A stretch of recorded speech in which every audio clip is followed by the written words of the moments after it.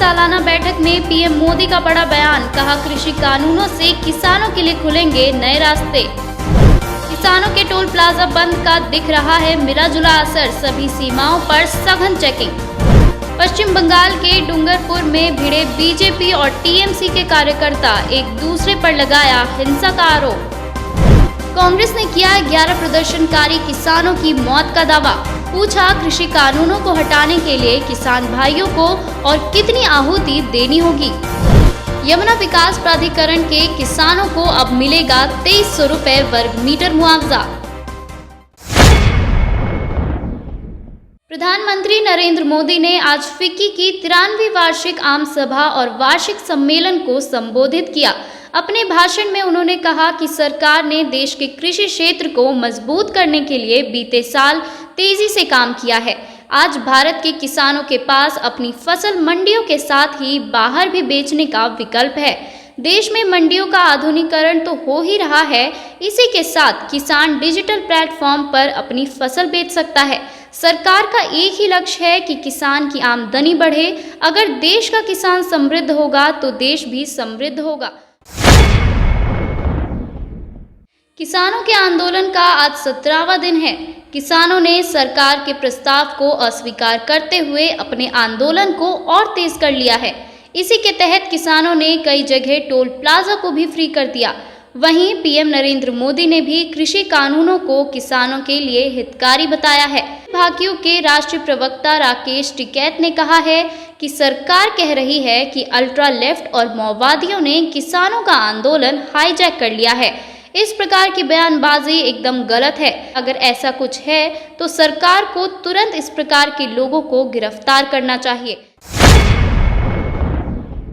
पश्चिम बंगाल में भाजपा और तृणमूल कांग्रेस के कार्यकर्ताओं के बीच एक बार फिर हिंसा की खबर सामने आई है। जानकारी के अनुसार पश्चिम वर्धमान जिले के डूंगरपुर में दोनों राजनीतिक दलों के कार्यकर्ताओं के बीच विवाद हुआ। इस दौरान दोनों पक्षों में जमकर मारपीट हुई। इसके बाद दोनों पार्टियों ने एक दूसरे पर हिंसा फैलाने का आरोप लगाया है। पुलिस ने मामले की जांच शुरू कर दी है। गौरतलब है कि भारतीय जनता पार्टी के राष्ट्रीय अध्यक्ष जेपी नड्डा के दौरे के समय भी टीएमसी के कार्यकर्ताओं ने उन्हें काले झंडे दिखाए और पत्थरबाजी की। इस घटना में पार्टी के महासचिव कैलाश विजयवर्गीय के हाथ में चोट भी आई थी। कांग्रेस के मुख्य प्रवक्ता रणदीप सुरजेवाला ने कहा है कि कृषि कानूनों के खिलाफ प्रदर्शन के दौरान पिछले कुछ दिनों में 11 किसानों की मौत हो गई और इसके बाद भी केंद्र सरकार का दिल नहीं पसीज रहा। उन्होंने सवाल किया कि अभी भी सरकार अन्नदाताओं के साथ नहीं, अपने धनदाताओं के साथ खड़ी है। देश जानना चाहता है कि राजधर्म बड़ा है या राजहट धर्म। वहीं पार्टी के पूर्व अध्यक्ष राहुल गांधी ने भी सरकार से पूछा है कि कृषि कानूनों को हटाने के लिए हमारे किसान भाइयों को और कितनी आहुति देनी होगी। यमुना विकास प्राधिकरण के अंतर्गत आने वाले किसानों के लिए सोमवार को बोर्ड बैठक से बड़ी राहत मिलने वाली है। प्राधिकरण सभी गांव के किसानों के लिए मुआवजे की दर बढ़ाने जा रहा है।